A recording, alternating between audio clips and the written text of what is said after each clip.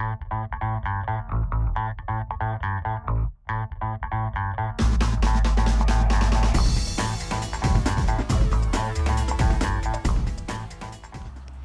everybody, my name is Elizabeth Spicuzza, and today I'm going to be teaching you guys a lesson on stage makeup, more specifically complex cuts and bruises.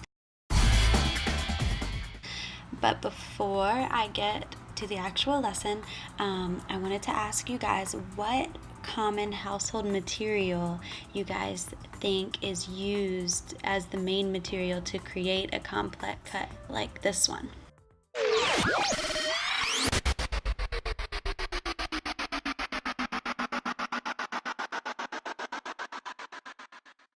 If you guessed toilet paper, you would be right.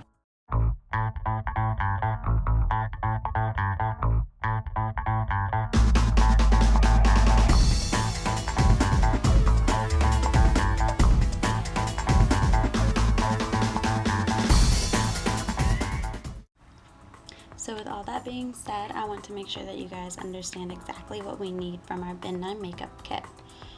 The first thing that you guys are going to need is your foundations. Depending on your skin type, you will need an abrasion color wheel. You can also use another color wheel that is found in your kit. Stage blood, a triangle foundation applicator, the black pencil, you can use red if you would like to. Q-tips can help.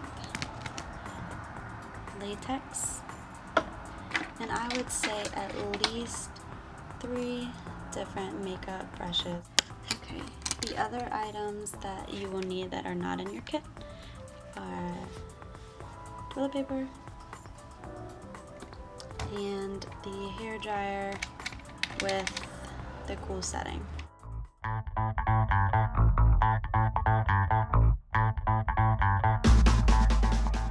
What parts of the body should the latex not be used on? You don't want to use latex on any part of the body that has a lot of hair on it. Your eyebrows, near your eyelashes, around your hairline. If you have hairy arms, I would suggest doing it on a different part of the body. If you do put it on a part of the body that has hair, it's going to rip all of the hair off when you take off latex, and you don't want that to happen. So I'm going to do mine on my neck.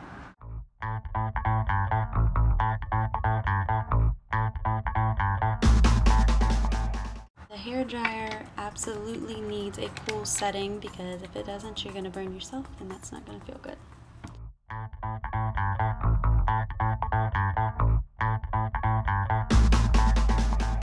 This is really important for you guys to understand if you're going to go into any type of theater, acting, movies, anything like that. You want your audience to believe what you're doing, the character. Everything needs to be believable. If they can tell where the makeup starts and the skin starts, where those two meet together, then it's not believable. They know it's fake, and that's not good.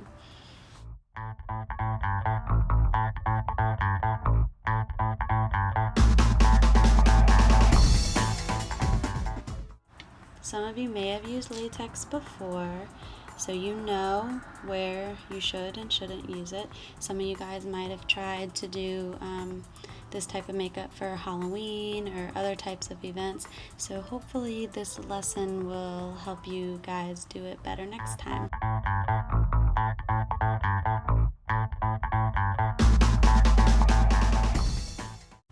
So first thing, we're going to get all the materials I listed earlier from your kit.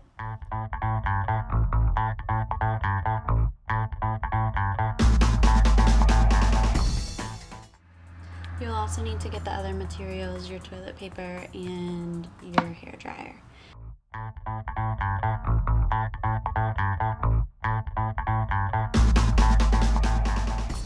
We're going to take your toilet paper and rip one square off.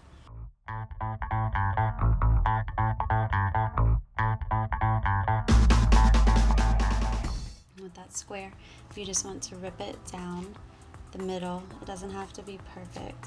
Just make sure that they're pretty even sides.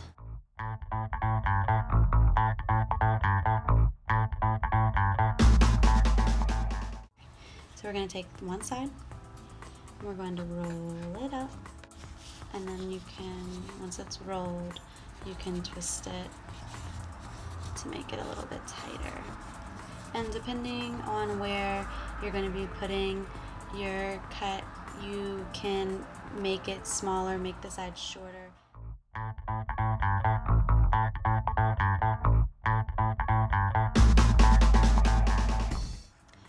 You're going to hold the toilet paper on your neck as best as you can.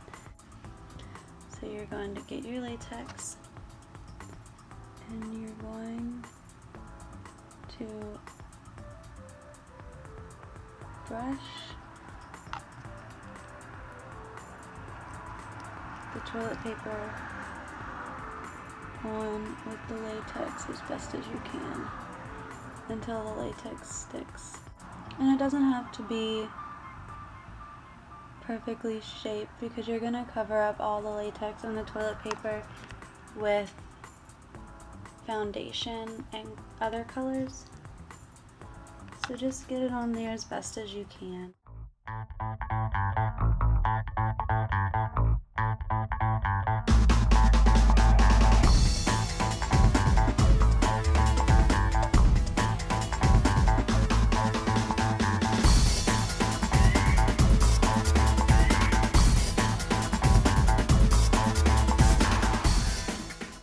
Okay, then with your second piece of toilet paper, you're going to do the same thing. You're going to roll it up, twist it,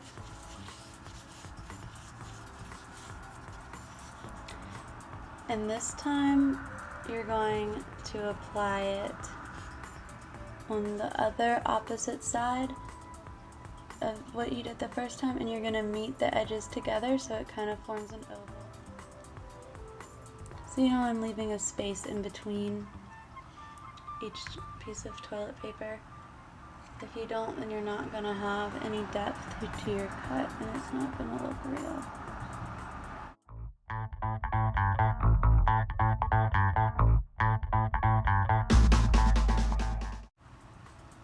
Now, latex takes a little bit of time to dry, so that's what we have our hairdryer for. You can turn it on low and on cool. So once you've done that, you can kind of adjust the toilet paper if you need to make it just a little bit more open so you can see your skin in between.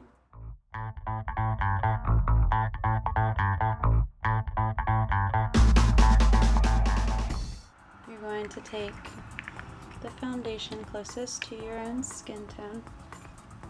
You can check that on your wrist if you want to. You can just take some of the foundation, swipe it on there. If you can't see it, then you're good.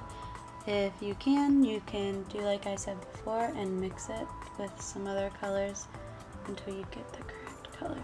And it's not going to match perfectly because this is white and your skin is not, so you may have to do some more blending. And see how that's a little bit lighter than my skin tone. I can go back over it with the darker color, just lightly. And some of this will be covered up with bruising as well, so again, it doesn't need to be completely perfect.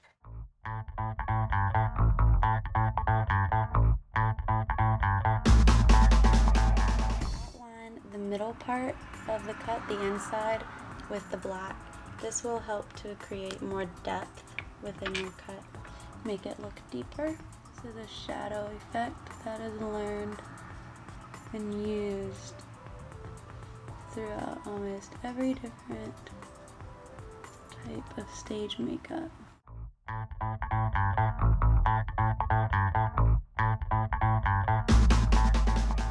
Then take the red and do the outside. Okay, so then you will need to take your abrasion and bruise wheel. I would take your larger brush and really get it in to to the red first and just go all over.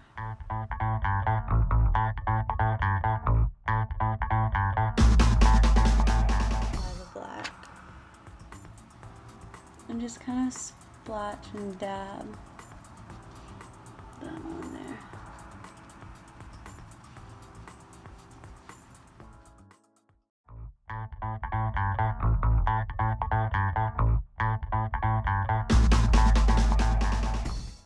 And then you're going to want to take the brown color in your bruise wheel, blend it in with the red that you already have around the cut to make bruise color. It's not showing up on the computer as purple as it is in person. But if you're doing a movie or anything like that, then you're going to want to make sure it looks right on screen. So I'm going to add, even though it's already dark, I'm going to continue adding until it looks darker on the screen as well. And don't worry if you accidentally do too much, because you can always go back over it again with the red.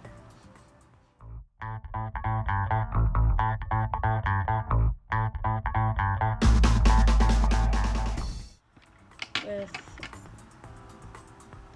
a smaller brush, and just use a black. The black adds a more gory look, and you don't want to use a whole bunch of the black, just dab it around.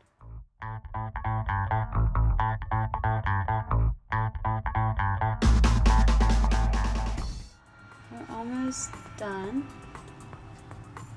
I'm going to go back and add the rose color to add a little bit more purple to the bruises.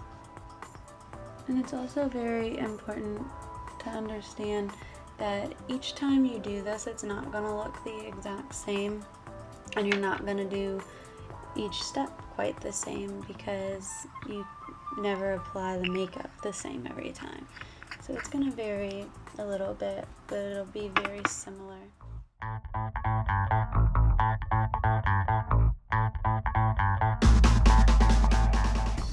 the last step is the blood. And if you get it on your clothes, it's okay. It washes out with just regular soap and water.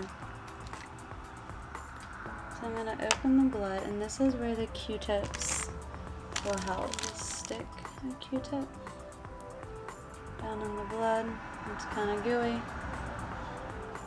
And just rub it all over.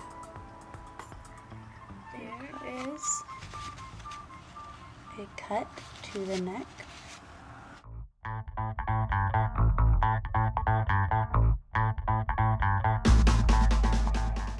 Now you guys will go to your stations with your kits and your toilet paper and your hair dryer, and try to follow the same steps that I did to create a similar cut.